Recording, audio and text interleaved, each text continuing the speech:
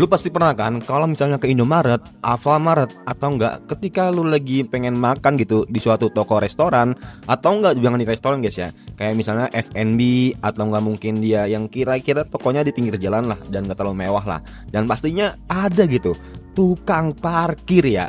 Dan tentunya ini tuh bisa dibilang mereka tuh kadang ya nyebelin dan kadang juga baik gitu. Dan disinilah gue mau ngasih tahu kalau misalnya ada 5 alasan kenapa tukang parkir ini sering banget dibilang hama atau dibilang merusak usaha UMKM kecil yang ada di sekitar situ ya guys ya. Di sini gua mau ngambil sisi negatifnya, bukan sisi positifnya. Kalau sisi positifnya udah tentu banyak, dan di sini gua mau ngasih tahu sisi negatif aja guys ya.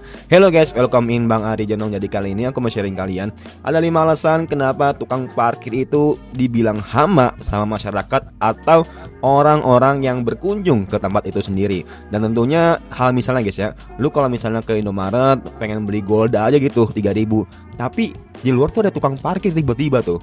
Walaupun semisalnya lu nggak ngeliat itu ada tukang parkir, tapi tiba-tiba itu ada tuh, tiba-tiba fluid. Nah udah lu bayar 2.000, yang ada apa?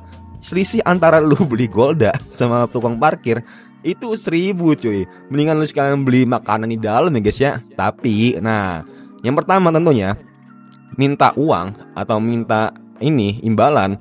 Kadang dia itu nggak bantu apa-apa. Di sini apa maksudnya? Jadi kadang tuh tukang parkir tuh cuman duduk ngerokok, ngeliat dari kejauhan. Kalau misalnya lu keluar, nah itu baru tuh pit pit pit pit. Nah kadang cuma gini-gini doang nih.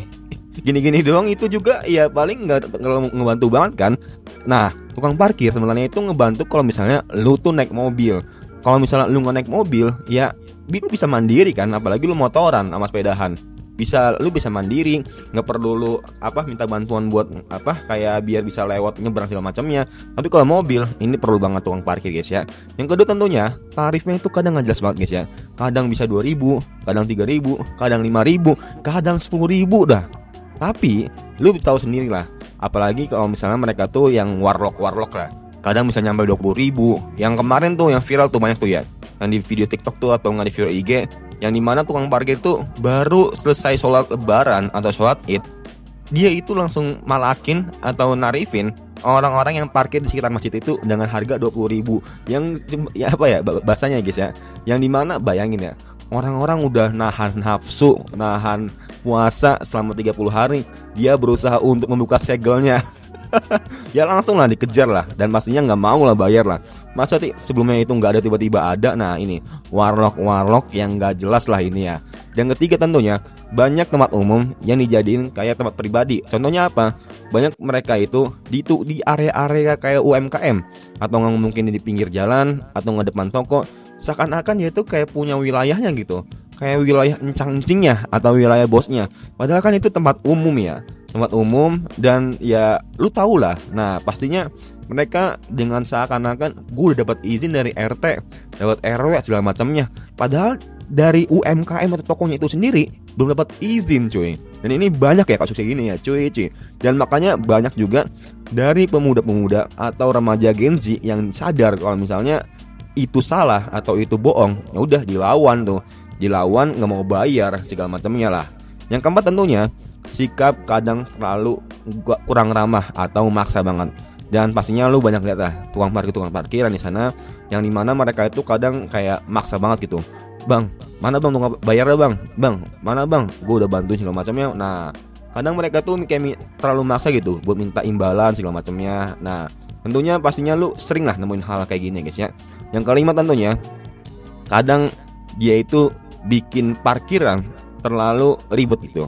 Ini biasanya ini di tempat rekreasi atau wisata. Kadang motor lu itu yang lu parkir di luar atau dia bisa dibilang terjangkau lah buat keluar gampang. Tiba-tiba waktu lu balik itu paling dalam gitu, paling di tengah-tengah lah seakan-akan. Jadi lu kalau misalnya lu mau keluar itu harus benar-benar panggil tukang parkir gitu. Nggak bisa lu sendirian. Yang lu cari misalnya guys ya, lu datang ke tempat rekreasi, wisata, lu udah nyari tempat nyaman, tempat oke, biar lu nggak kena parkir segala macamnya. Tapi tiba-tiba motor lu dipindahin gitu, dipindahin ke tempat-tempat yang sekiranya itu ribet. Biar apa? Biar lu nanti minta bantuan ke tukang parkir, biar nanti lu bayar ya cuy. Nah Inilah strategi mereka yang dimana mungkin jarang banget teman-teman ketahui ya guys ya. Nah mungkin itu aja guys ya. Kira-kira menurut kalian kenapa tukang parkir ini bisa dibilang hama di rakyat Indonesia atau di sekitar kalian? Coba tulis di kolom komentar. Semoga bermanfaat and see you next time. Bye.